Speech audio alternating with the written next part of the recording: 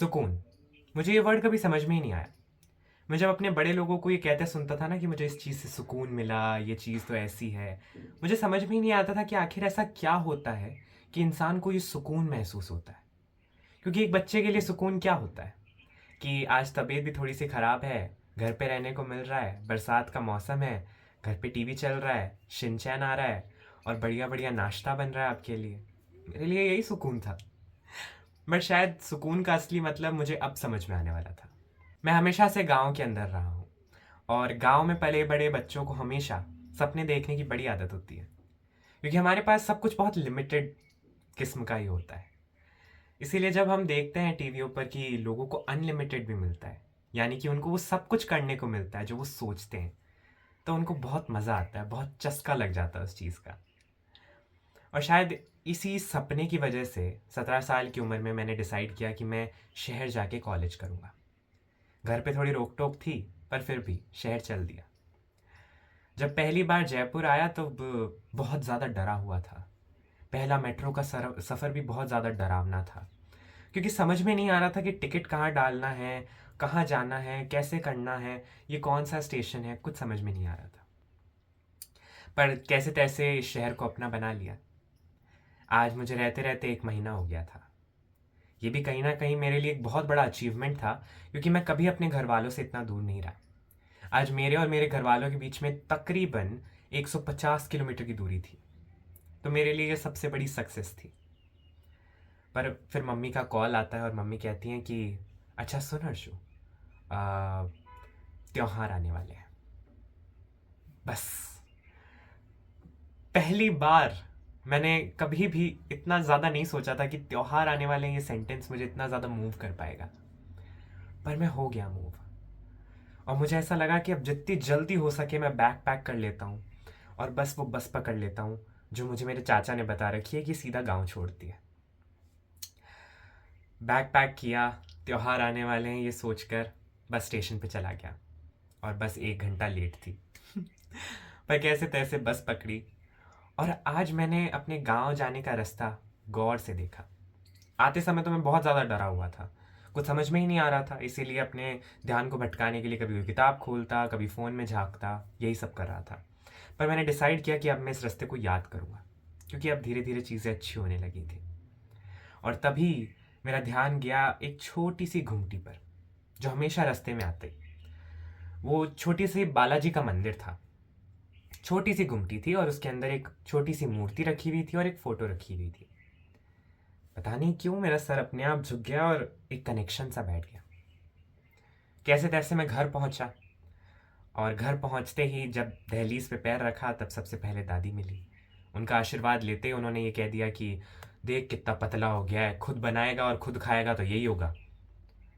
तब मेरे मन में तो यही कहा कि मैं कहीं किसी भी एंगल से पतला नहीं हुआ, बट उनके लिए मैं हो सकता हूँ। और फिर अंदर जाते ही मुझे वो टाइम याद आया जब मैं स्कूल से आता था और एक अलग सी एनर्जी रहती थी। और जाते ही मैं बिस्तर पे बैठ गया।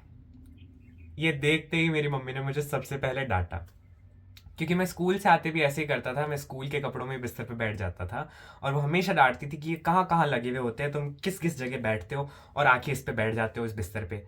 और सेम डांट मैंने आते ही खा ली।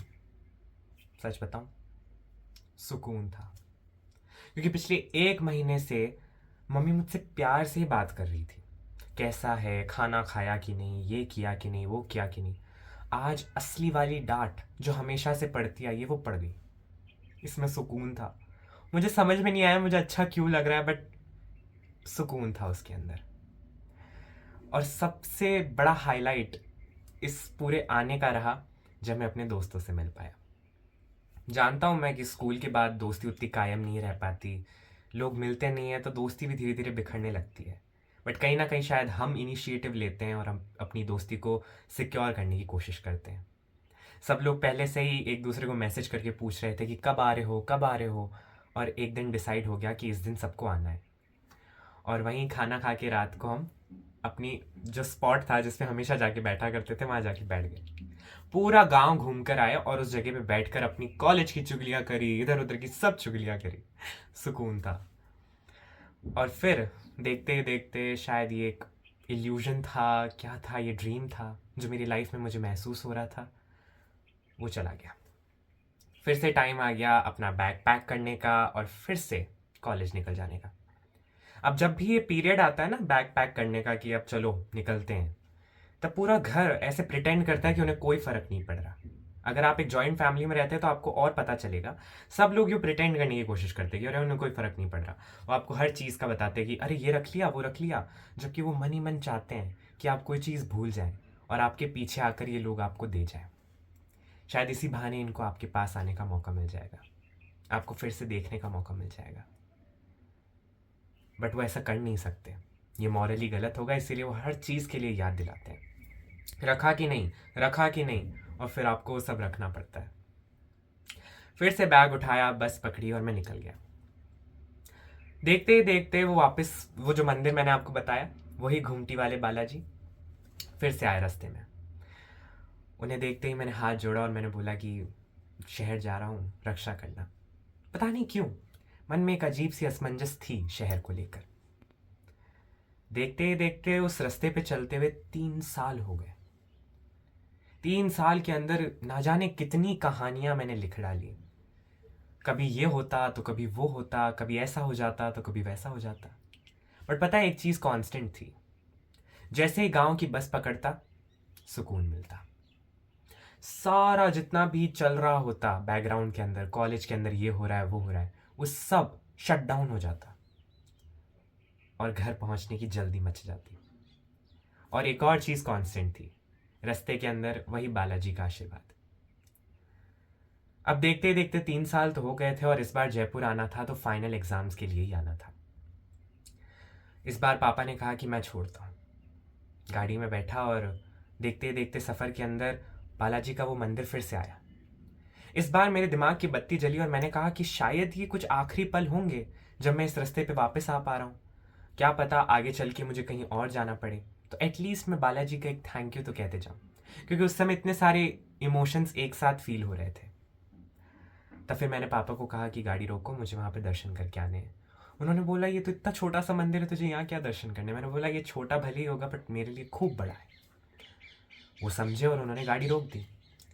मैं गाड़ी से उतरा और मैं उस गुमटी के पास गया। आज मैंने आराम से उन बालाजी के दर्शन किए।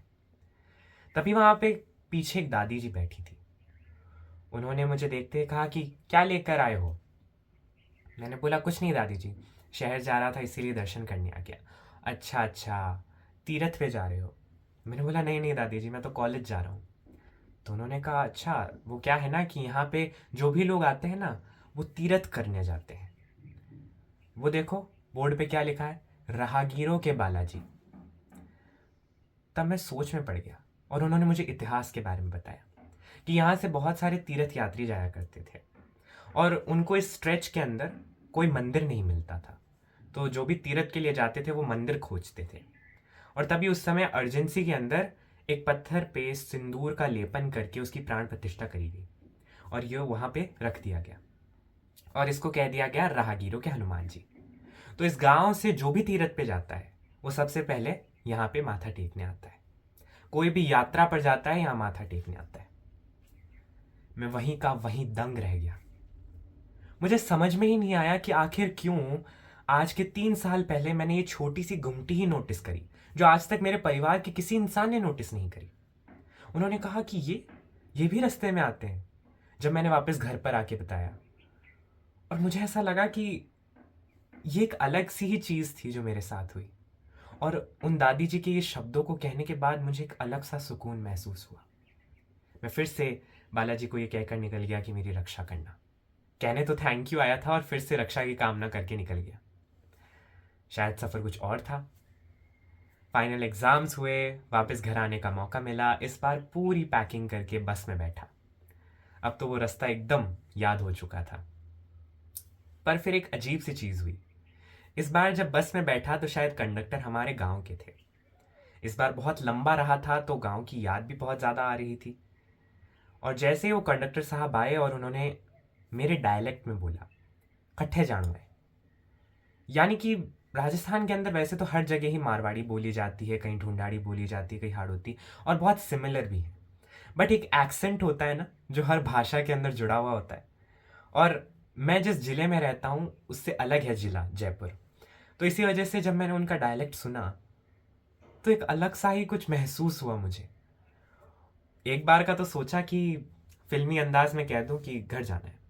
फिर मुझे याद आया कि यहाँ पे कोई मूवी नहीं चल रही और मुझे अपने गांव का नाम ही बताना पड़ेगा, और मैंने कह दिया परबतसर की टिकट दे दो।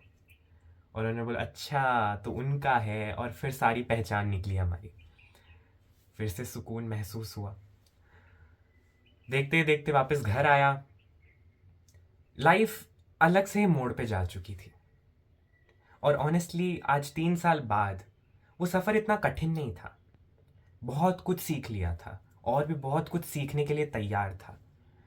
बट एक चीज़ जो वो 17 साल का हर्षु नहीं सीख पाया था, सीखने के लिए निकला था, आज वो 20 साल का हर्षु सीख कर एंटर हो रहा था। और वो था सुकून का असली मतलब। इस हर्षु ने, यानी कि इस हर्ष ने सुकून सीख लिया था कि सुकून क्या है, महसूस कर लिया था कि सुकून क्या है। धन्यवाद।